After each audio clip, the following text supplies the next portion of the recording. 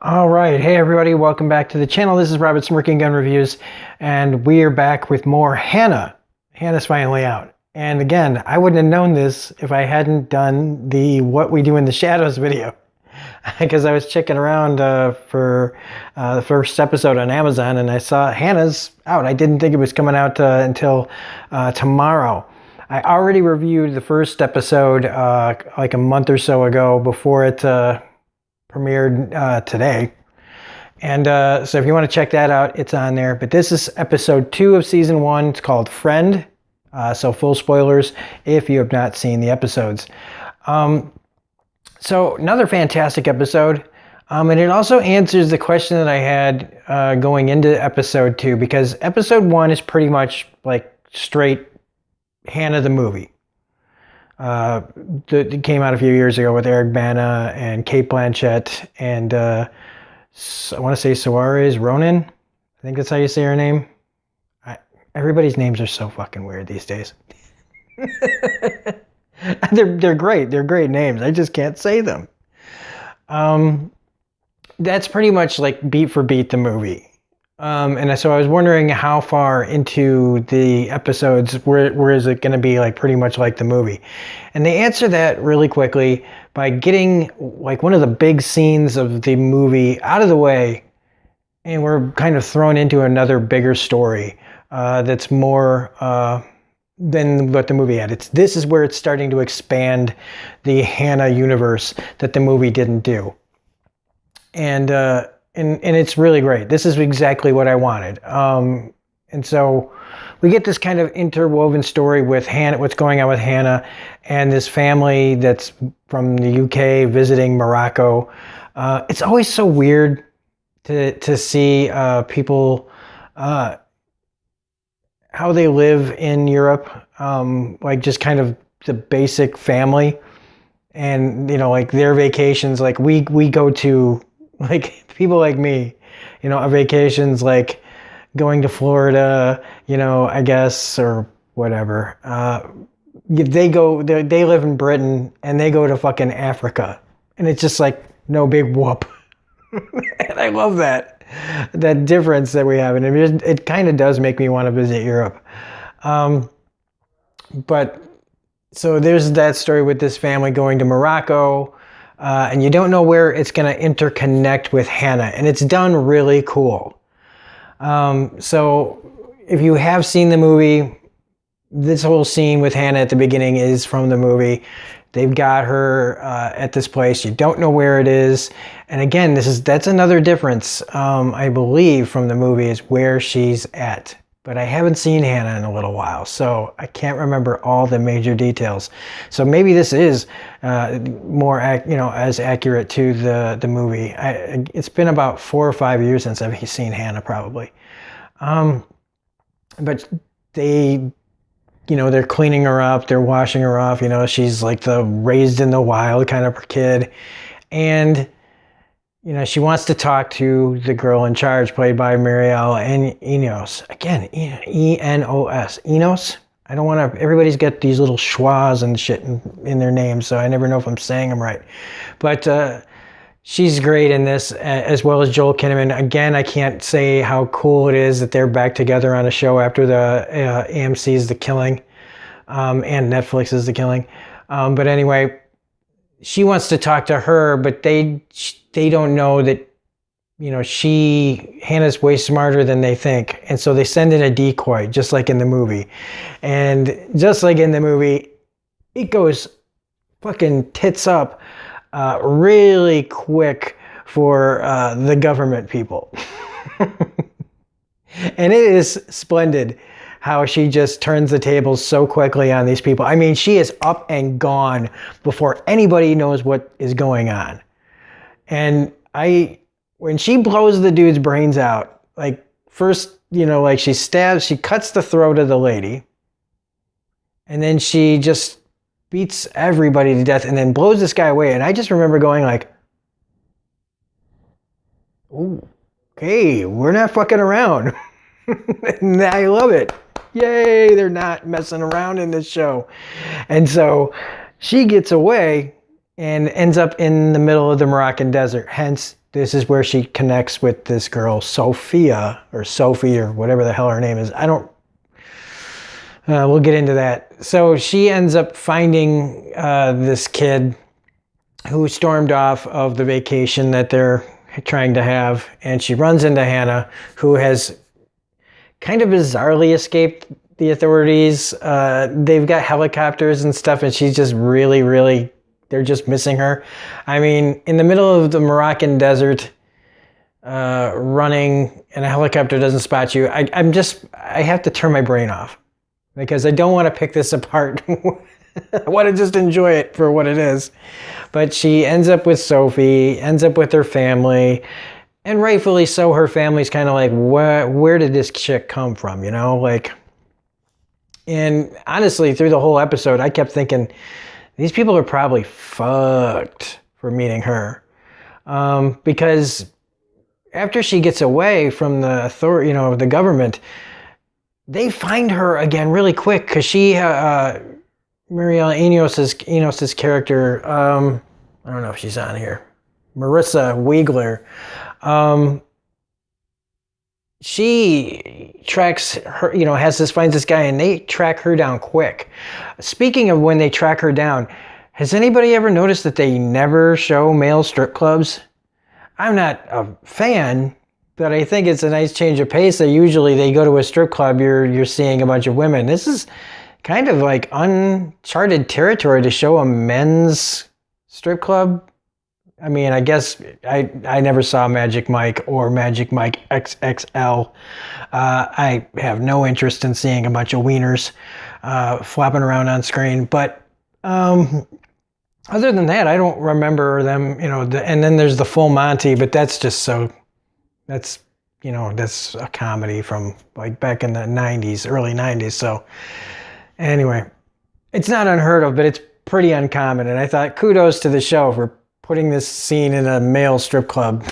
And thankfully, no nudity.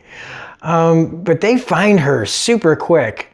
And once they find out that she's with this family, I'm like, oh God, yeah, they're dead. Like, they are donezo. And then when the guy goes into the hotel room where the kid is, and they find the gun, and I'm thinking, they fade to black, they hard cut away, and I'm thinking, oh, they're gonna find that family dead. But that's not what happens. Now, speaking of this family and how they, get to know Hanna, I think it's nice that she's seeing the world. I feel like, a lot of us, we go to zoos and we look at the animals. I feel like Hanna is kind of looking at us like we're in a zoo a little bit. That she's curious about the world, and she's, fascinated by things. But I also kind of feel like she's looking like she's kind of above us without even really knowing it. She's seeing things from a more pure way because she's like so innocent and comes from this uncomplicated life where, she may have been training for what she's going to be doing, but she's simple and uncomplicated and pure. And I just worried, like, in this episode, how, like, much the world was going to start turning her into another, just like what Sophia is, or Sophie, or whatever her name is. And I didn't want to see Hannah's, pureness get tainted in the complicated life of being thrown into our world with all the rules and things like that they kind of just start to crush you as soon as you enter society. There's something that, even though she's genetically created to be a killing machine, but pretty much, she's still very innocent and pure. And I hated seeing some of these scenes a little bit, just where doing girly things, but not just girly things, but the way things are these days with kids and teenagers. And I just kind of go, oh, please, Hanna, don't turn into one of them. But I don't think there's really any danger of that. It's just that's the Sophie character's influence on her. I don't want that much influence from this character because I don't particularly care for this character. I think it's good for Hanna to see what other people are like, just as long as she only picks up the certain characteristics of people, and not the I don't know, my personally. I mean, I guess this is just my own personal opinion. I just don't want her to turn into another fucking staring at their phone for the entire day kind of kid. But I don't think there's too much danger in that happening for this character. Except at the end when she doesn't shoot the guys, that when they almost catch her. I honestly just wanted to see her keep blowing people away. And that's just me. Maybe that's just me. But I just figure if she takes them out now, they can't come back after her later. Anybody she takes out is one less person she's got to worry about. And I know you can go, well, that's not the point. You know, they're trying to make sure that she, you know, gets to become a full person after all this. You know, that killing doesn't change her and maybe she doesn't have to kill. But seriously, that's where it's headed. That's where the story's headed. You know, we're not going to, the show's not going to all of a sudden become, you know, Hanna goes to high school or Hanna gets a job at, you know, the grocery store. No, that's not what's going to happen. So I kind of want to just see her mow through guys like butter. So when she stopped, I know what they were going for. I didn't really like that part, but that's just me. I thought the whole episode was great.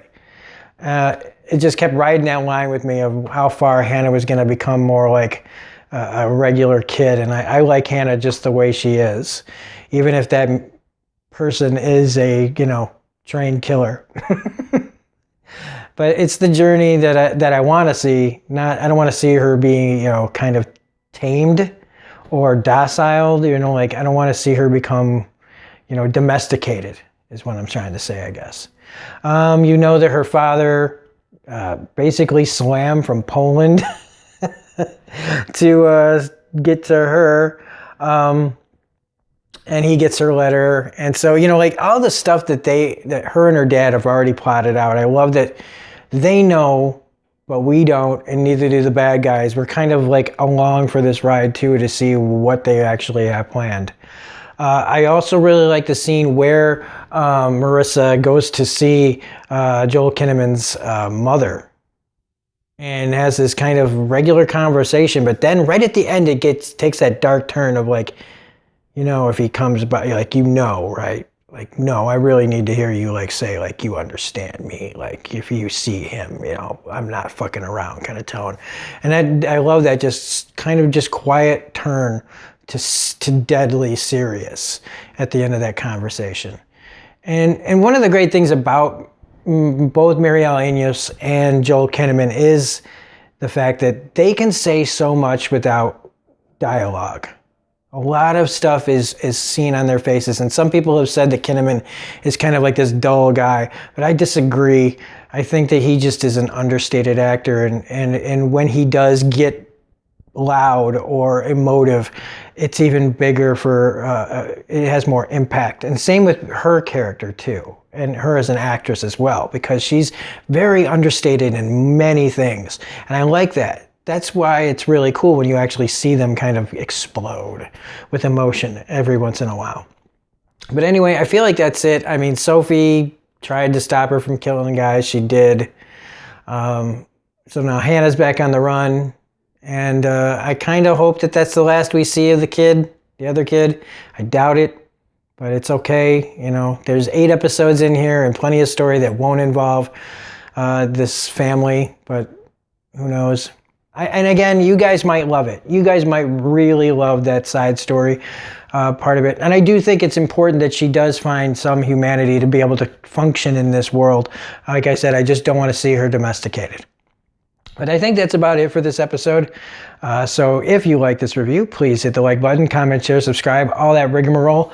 Otherwise, this is Robert Smirking on Review saying we'll be back with more episodes of Hanna throughout the week. So it's only 8 episodes, so it's not going to take too long. But we're not going to do any more tonight because it's late and I've got to get up early. But we are going to be starting back up with Agents of S.H.I.E.L.D. for anybody that's on the channel to watch that. We will be back with Season 2, Episode 2 for that. The finale of Walking Dead's this weekend. We've got Happy Season 2 premiere. We've got What We Do in the Shadows premiere. And eventually here before the 26th of April, I've got to finish my MCU Road to Avengers Endgame reviews, continuing Captain America Civil War one of these days. So, and also I've got a video coming out to announce my contest winner for the Deadly Class contest that I had. And that'll be coming up too in the next day or so. So, otherwise, this is Robert Smirking Gun Review saying have a great night. We'll see you next time.